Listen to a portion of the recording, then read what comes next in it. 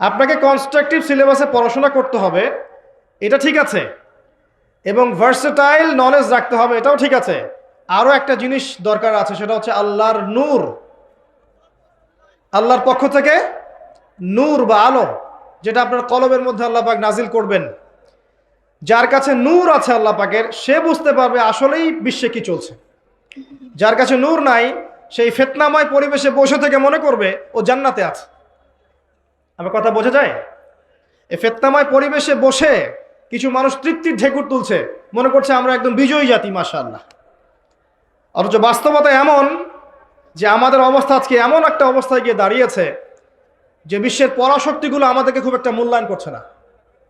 অথচ মুসলিম দেশের সংখ্যা প্রচুর, মুসলিম জনসংখ্যা প্রচুর, মুসলিমদের খনিজ সম্পদ প্রচুর, অর্থনৈতিক সম্পদ প্রচুর, জনবল প্রচুর, সামরিক বাহিনীর সদস্য সংখ্যা প্রচুর, অস্ত্রশস্ত্র মাশাআল্লাহ প্রচুর। তারপরেও ওরা আমাদেরকে গুরুত্ব দিচ্ছে না। কারণ কি? কারণ কুলুবুহুম শাত্তা কুলুবুনা শাত্তা, আমাদের হৃদয়গুলো এখন বিক্ষিপ্ত, আমাদের মনগুলো বিক্ষিপ্ত, আমরা বিভক্ত, আমরা একের কষ্টে অন্যের পাশে দাঁড়াতে চাই না। ওই ইরাকে কাউকে বোম মেরে হত্যা করলে ওই দেখা যায় ইরান থেকে একজন বলবে ওটা তো ইরাকের ঘটনা, ইরানের সাথে কি সম্পর্ক?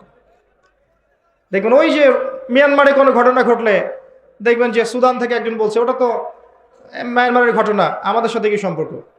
প্যালেস্টাইনে বাচ্চাদেরকে বোম মেরে হত্যা করলে এদিক থেকে পাকিস্তান থেকে বলবে ওটা তো প্যালেস্টাইনের ইস্যু, আমার কি সম্পর্ক ওর সাথে?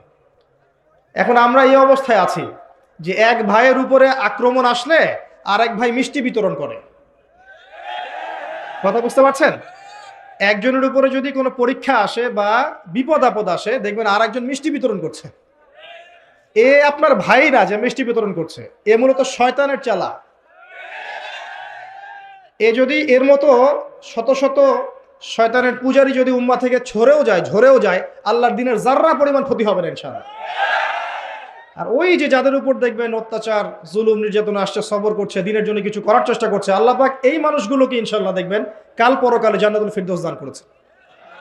দুনিয়ার জীবনটা কিচ্ছু না ভাই, ওয়াল আখিরাতু খায়রু ওয়া আবকা, পরকাল চিরস্থায়ী। এখানে একটু কম খান, না একটু কম ঘুমান, একটু কম টাকা পয়সা পেয়েছেন, কম ব্যাংক ব্যালেন্স আছে, কিন্তু আপনি আল্লাহর তাওহীদে আছেন, সুন্নতে আছেন, হালাল খাচ্ছেন, দেখবেন ইনশাআল্লাহ ধনীদের চেয়ে 500,000 বছর আগে আপনি হাসতে হাসতে জান্নাতে চলে গেছেন।